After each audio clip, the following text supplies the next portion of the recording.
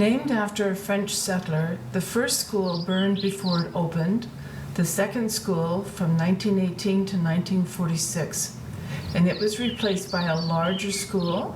The third school from 1946 to 1963 closed from a shortage of students.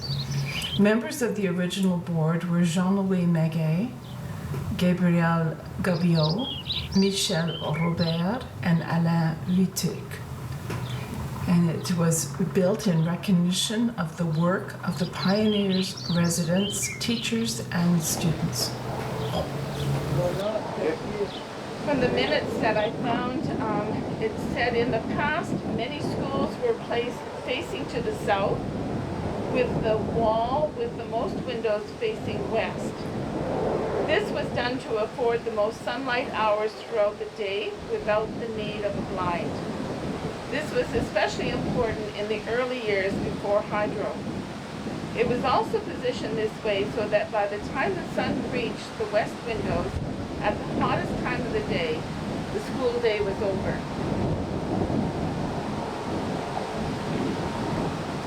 One of the things I was going to talk about a little bit about is the reason why the school cairn was built here was because of a woman named Marjorie Wildeboer. She now lives in Brennan, but she was a school teacher in Mackinac, and she started a project in the Mackinac district of building a cairn for every single school in her area.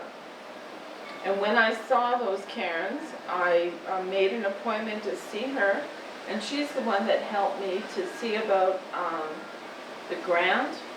And also she recommended this man, Mr. Frank McLachlan. He is the man who built the cairn, and he came here every day from Nipwa, and I gave him his meals, and we supplied all the stones. Morris and I went and hauled all the stones in. There was a huge, huge mound of stones, and he chose from them whichever ones he wanted to actually build the cairn. And that was in June of 1989. And the reason why I wanted to do it was because of my times with Mrs. Pennarun, Mrs. Gamache, Marie Gamache, and all of the warm, warm memories that she shared about being a student and being a teacher. And so she and I and your mother, Mrs. Louise Tardif, formed a committee, and we needed a committee in order to be able to get the grant applications. And we received $500 for the plaque on the front, and otherwise I wrote a letter to as many students whose names and addresses I could find, and I asked for a donation in order to put the cairn together, and we just barely covered the cost, but we did cover most of the costs. And I'm really glad we did it. It was a good thing to do. Oh, we're glad you did too. Yeah, it was very good for Mrs. Gamache To see it. to see it done. It was very important to her that it be done. So all the checks you said had to be stamped with that? Yeah, I don't remember doing that though, but I had to. And The following is a list of teachers who taught here over the years. 1918, 1919, J.A. Lecea. 1919 to 1920, A. Bilodeau. 1920 to 1921, M.J. Lecea. 1921, 1922, Marie-Louise Trottier. 1922 to 23, Luce Trottier. 23 to 24, Luce Trottier and R. Vanden Houten. 1924 to 1925, Lorette Trottier. 1925 to 26, right on to 1929, Nora Tennant. 1929 to 1930, Yvonne Sicot and Emilien Chiasson. 1930 to 1931, Hilda Soret. 1931 to 32 and 32 to 33, Marguerite Jutras. 1933 to 1934, Marie-Jeanne Huitrec. 1934 to 1943, Marie Pennarun. 1943 to 1946, Marie-Irène Nivon. 1946 to 1947, Madeleine Pennarun. 1947 to 1948, Elisabeth Maguet and Eugène Bohémier. 1948-49, Marie Gamache. 1949 to 1950, Aline Calaret. 1950 to 1951, Yolande Rajat. 1951 to 1952, Edouard Debuchère. 1952 to 1953, Liliane Carrière. 1953 to 1954, Marguerite Deschênes and Paul Bisson. 1954 and 1955, Jeannette Boyer. 1955-1956, Claire Machidon. 1956-1957, Rita Laramé. 1957-1958, Marie Patine. 1958-1959, Thérèse Carrière. 1959-1960, Odile Bouchard. 1960 to 1962, Angèle Desrosiers. And 1962 to 1963, Marie Gamache. A lot of it There's was in the names book. here that I never realized, I'm sure. Okay, Pennarun School District 1799. The Pennarun School District was formed at a meeting held in Saint-Rose-du-Lac on June the 5th, 1915. The students, the following are the family names of students who attended Pennarun School. And apologies if any names are omitted, as all records are not available. So these are the family names: Alexandre, Bédouza, Béas, Bilodeau, Blanchard, Calaret, Carrière, Cresson, de la Barrière, Gamache, Gingras, Gobillot, Graham, Gray, Guillas, Vitré, Cachuba, Laramé, Lebras, Levesque, Little, Maggie, Mignon, Morin, Moissonnier, Patnaud, Péloquin, Pennarun, Piret, Robert, Schindler, Swells, Tardif, Vandal, Valet, Whalen. These students range in age from 4 to 19 years of age. Grade 9 was the highest grade taught. During some years, a course on agriculture was taught and another called Manners and Morals. The classes varied in size from the highest of 31 students in 1943-44 to the lowest attendance of 8 during the 61-62 school year. Now, we found an article and it's written in French, so Morse has translated it, some of the notes from there, if you want to share those. Because that's the oldest student notes that we have. This is written December the 2nd, 1931. Chère grand-mère. It's from Thérèse Vitric writing to her grandmother. She was born here. She went to school at Pennarun. She started school in 1924. She was born the year that the school opened in 1918. She attended Pennarun School, and at age 13, she is in grade 9 in Los Angeles, California. And she says that there are 1,900 students in her school in Los Angeles compared to approximately 20 when she was at Pennarun. This was written out of the Liberté paper. She goes 6 hours a day, every day. So, who her grandmother was, there is no name, but obviously it was Vitrix, which lived just across the highway, I believe. Right where the clay quarry is. That's where they lived.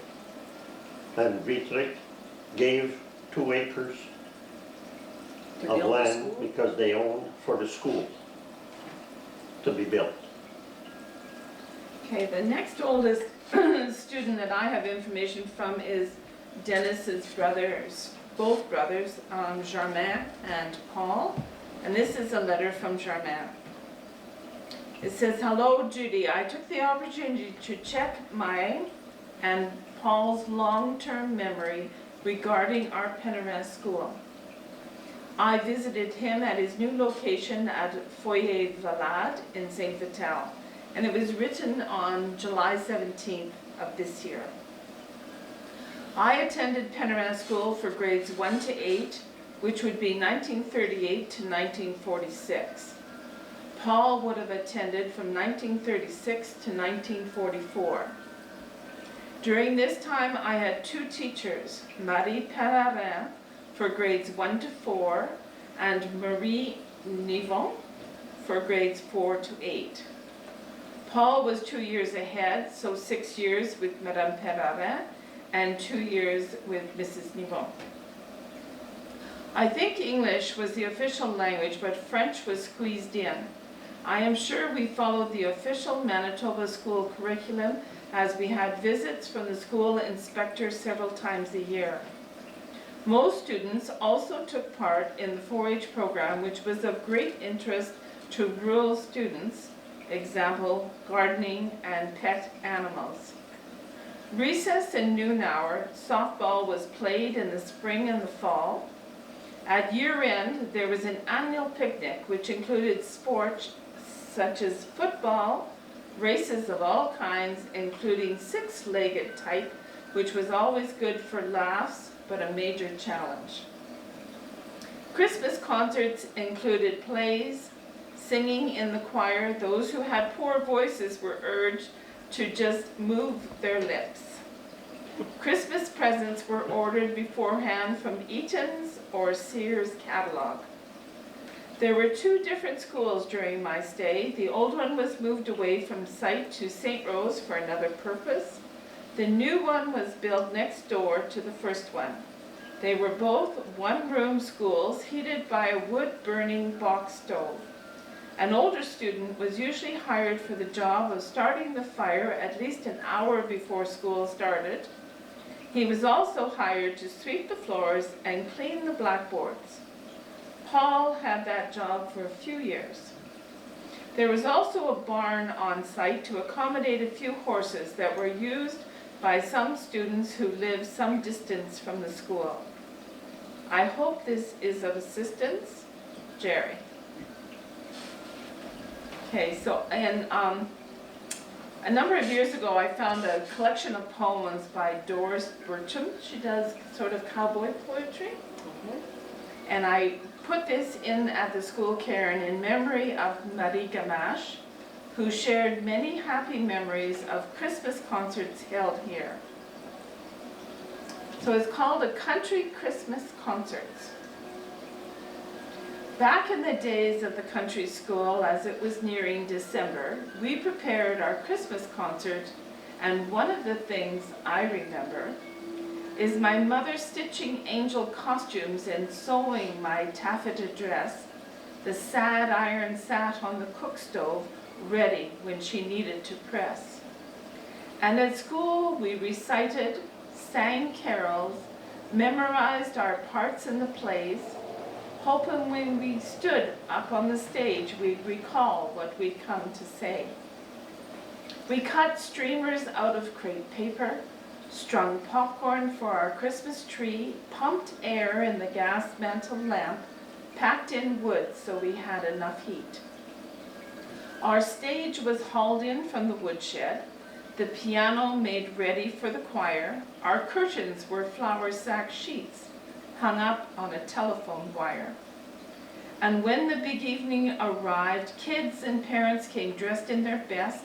Babies often ended up sleeping in a corner on the teacher's desk. From behind stage there came nervous giggles. Each act brought a welcome applause, and after skits and drills and pantomimes, we waited for old Santa Claus. And Santa somehow always made it with wrapped gifts from Eaton's and Sears. He'd hand candy bags out to us kids, and then he'd wink and he'd disappear. And sometimes my mom made the coffee that had to be hauled in the sleigh. She'd pour it hot into a cream can, and then we'd wrap it in blankets and hay. And on top of the old wood furnace, that coffee stayed piping hot. It was poured into earthenware cups from a big blue enamel pot. But what I remember most clearly is traveling to concerts by sleigh with my dad in front, holding the lines of his matched team of dappled grays. And I recall one concert evening when 'twas 20-something below, our sleigh tipped on the edge of a drift, and we all got dumped in the snow. I still hear the jingle of harness, snow crunching beneath horses' feet, sleigh runners sliding and squeaking across the prairie's white frozen sheet. We kept cozy under our blankets with a cowhide thrown over top, and my brothers and I would listen to the horses' steady clip-clop. I remember leaning way back, looking up at the Milky Way, finding the North Star and Big Dipper as we traveled along by sleigh. And even when snow was drifting and the wind had a nasty bite, I knew my dad and his team would find their way through the stormy night. And throughout all those concert years, monologues and drills sometimes changed, but the message and spirit of Christmas and warm feelings have remained. And now, many Christmases later, Santa still comes from the North Pole, and we still have the babe in the manger and the story that never grows old. It's very nice. That's nice.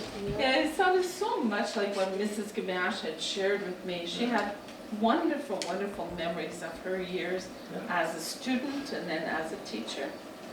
And she said that the pennarun school was the hip happening dance of the year also.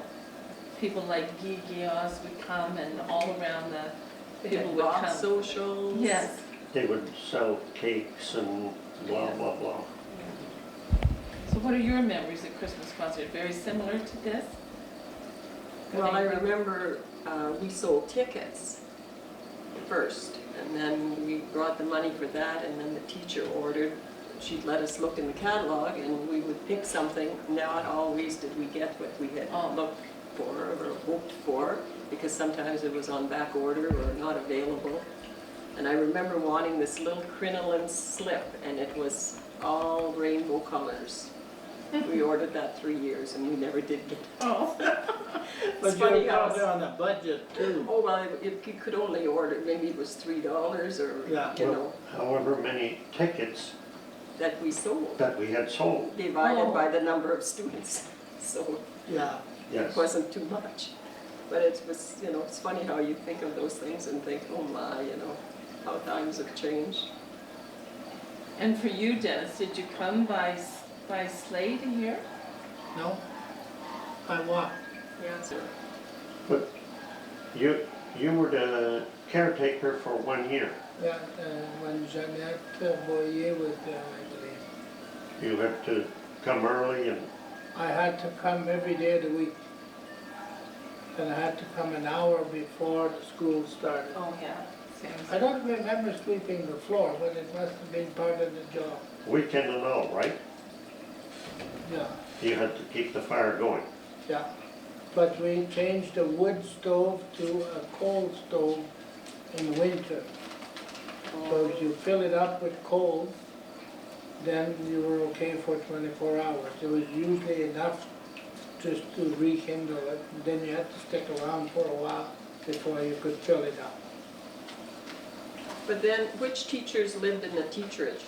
Edouard de Boucher, Paulinelle Bisson, Claire Marchildon, Because there was somebody, not Jeanette Boyer, she was Not there. Jeanette, the Carrière, Teresa, and Rita Laramie. Angèle Desrosiers. Yeah, she Oh, did yeah. for sure.